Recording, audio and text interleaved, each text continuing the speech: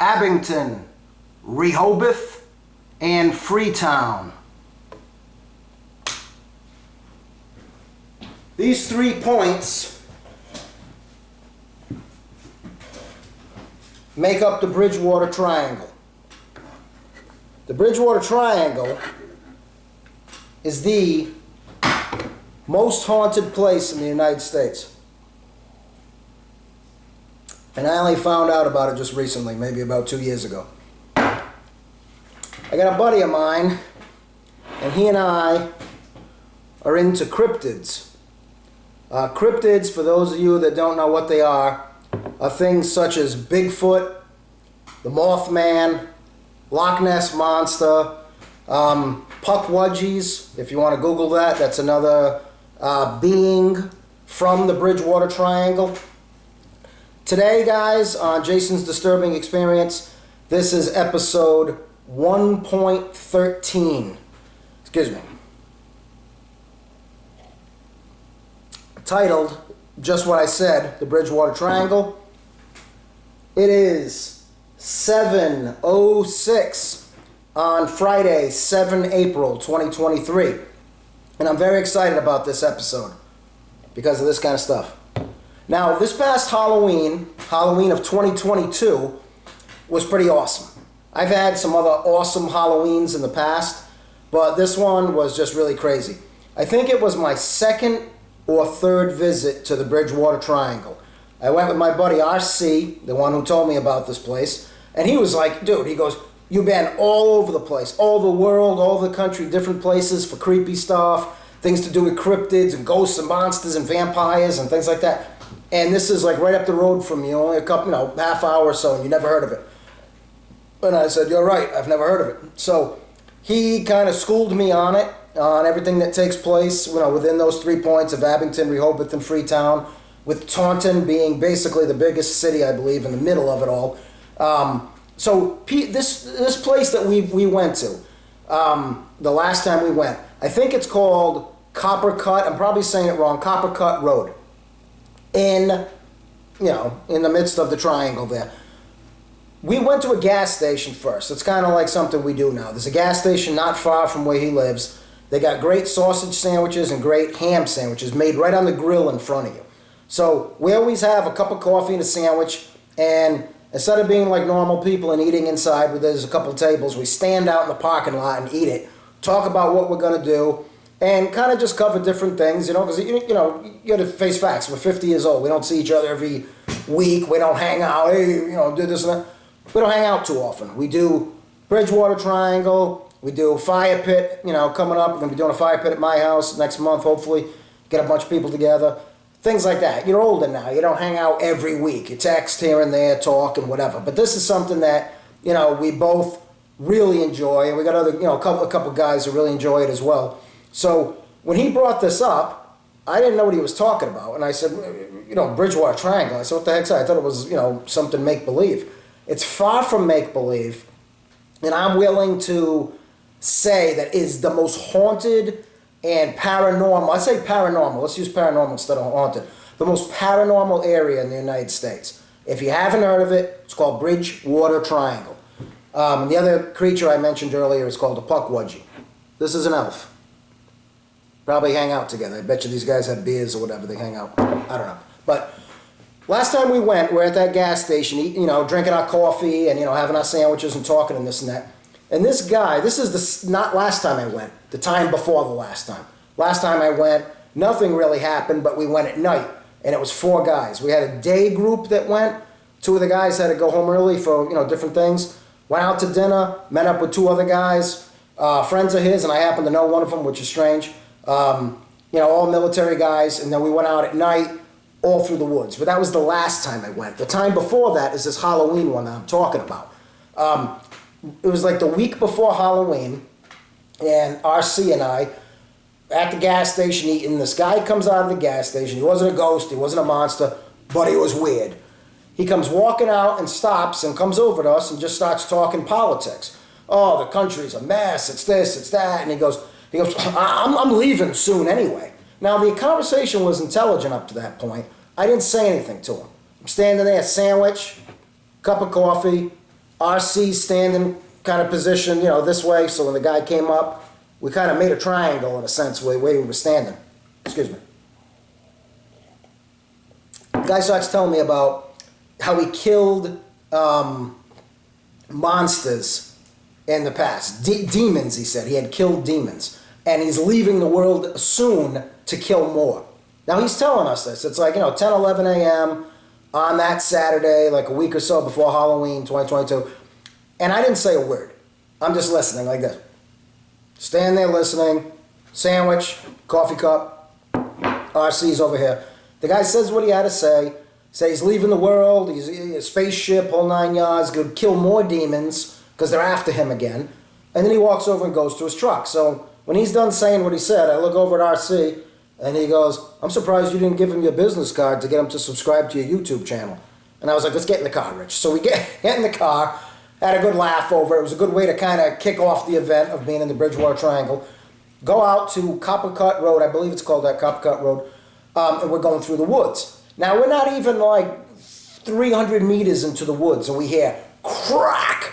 It sounded like a branch like this big breaking. And it sounded like, not like wet branches or like, you know what I mean? It sounded like a crack, like something like either a branch was like between two big rocks and someone purposely stepped on it and smashed it. He said it was a deer probably.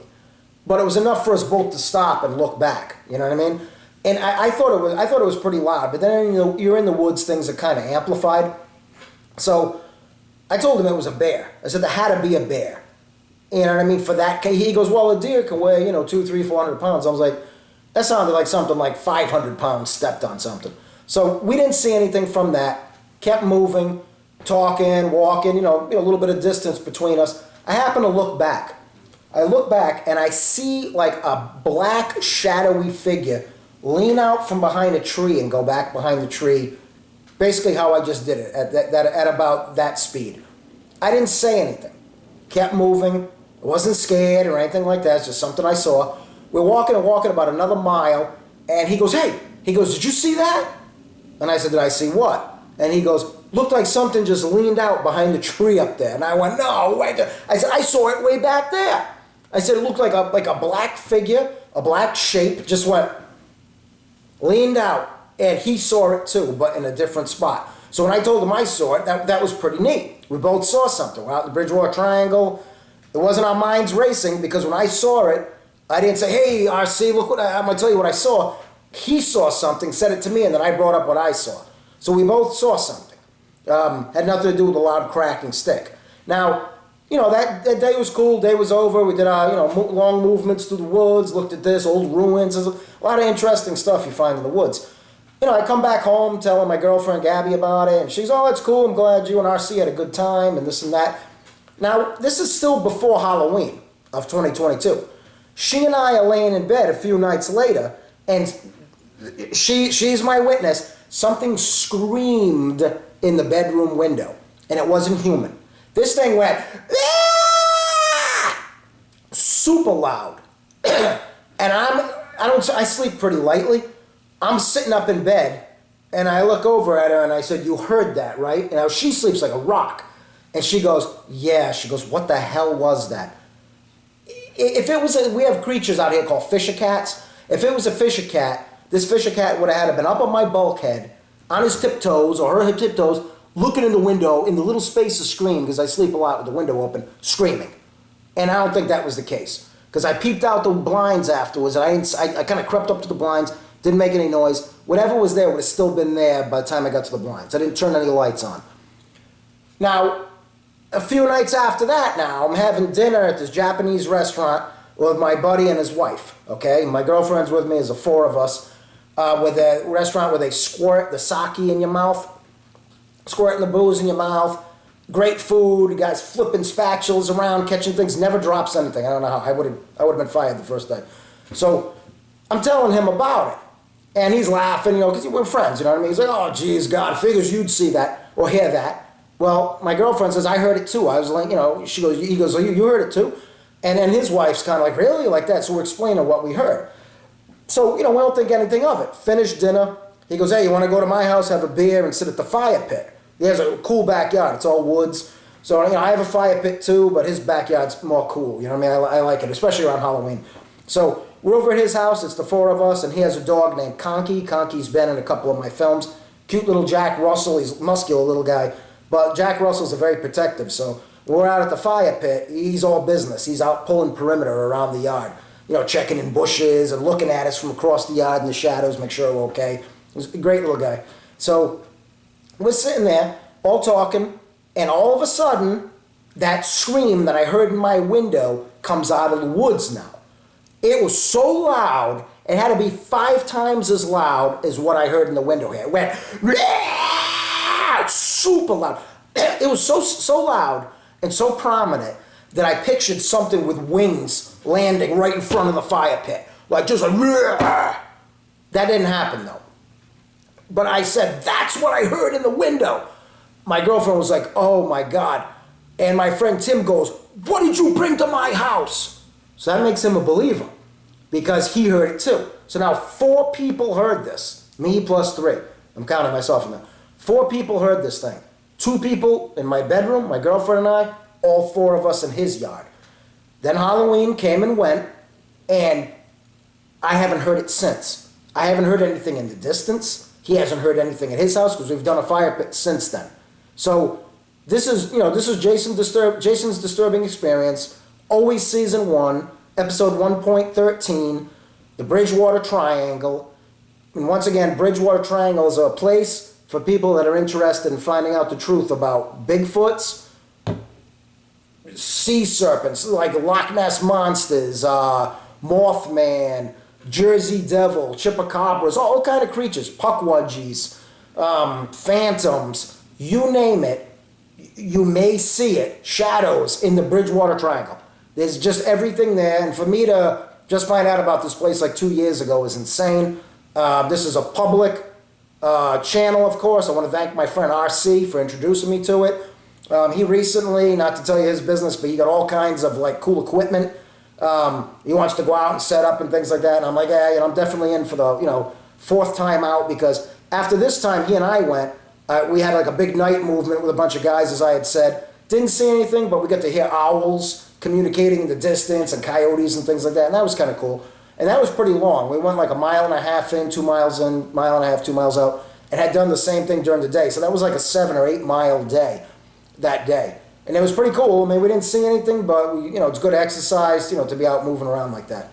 Hopefully you guys enjoyed the episode. And next time I go to the Bridgewater Triangle, I don't know if that much action will take place in the triangle and then things that you actually bring home or follow home with you in this case. But if it does, I'll be sure to tell you about it. Thanks for your time.